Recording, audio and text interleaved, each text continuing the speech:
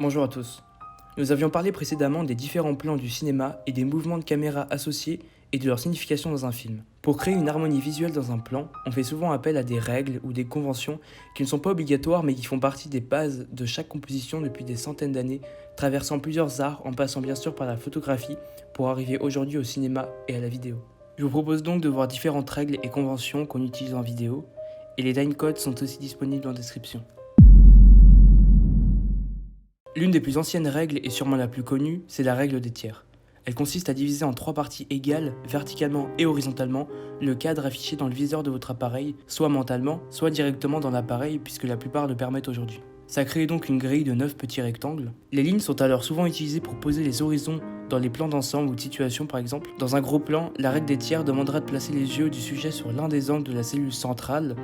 À droite, son regard sera dirigé vers la gauche et inversement. L'espace laissé permettra de déduire que le regard se porte sur un espace ouvert, sur une plus grande zone. Si le sujet est placé au centre, la position semble plus statique et laisse moins parler la composition de votre plan, puisque le sujet remplira plus d'espace, mais ce parti pris est parfois nécessaire suivant la scène que vous filmez et l'importance que vous voulez donner à votre personnage ou à ce qu'il regarde. Dans un plan plus large, vous pouvez jouer sur la distance entre la tête du personnage et le bord supérieur du cadre. L'espace aura un impact psychologique sur le spectateur. Enfin, la règle des tiers sert aussi à marquer des points de déplacement des personnages. Si le personnage se déplace vers la gauche, il doit être placé sur la ligne verticale à droite et inversement. Bien entendu, toute règle consent à être brisée et l'inverse permettra de donner une sensation de déséquilibre à votre scène.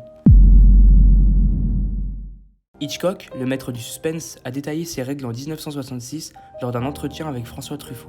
Grand cinéaste manipulateur, il adorait diriger ses spectateurs et trouver de nombreux moyens de développer le suspense et de créer de la tension.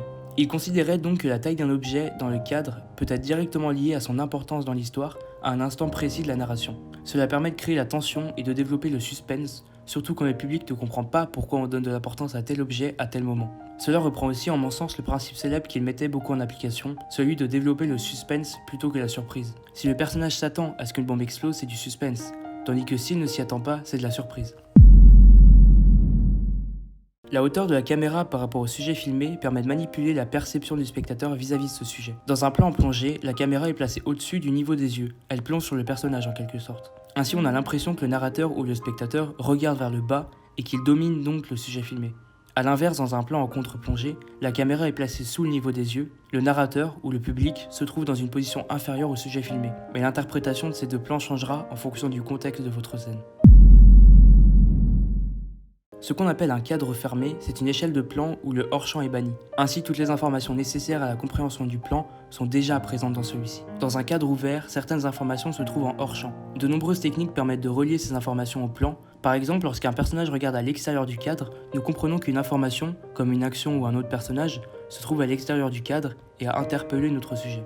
Le hors-champ est exploité pour créer une tension et un suspense. Il a une place privilégiée dans les films d'horreur et les thrillers.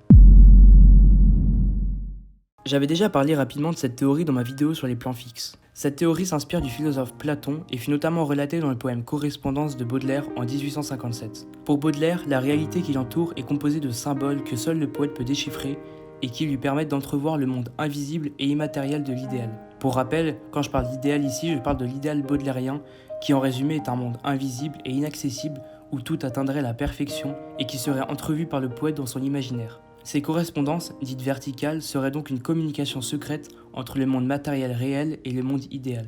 Ensuite, il y a alors un second type de correspondance pour Baudelaire, les correspondances horizontales. L'idée que le monde qui nous entoure, malgré son apparence de désordre, posséderait une profonde unité. Avant de vous perdre complètement, voyons le rapport avec le cinéma. Eh bien, cette idée de correspondance, et on parlera surtout des correspondances horizontales, existe dans le cinéma. Il s'agit de faire une analyse des images, du montage et de la composition pour y trouver une signification au film. On analyse ainsi les connotations des images en plus de leur signification littérale. Concrètement, il s'agit d'utiliser des images et des compositions récurrentes plusieurs fois dans un même film ou dans une série par exemple, pour ajouter une couche de sens à la narration.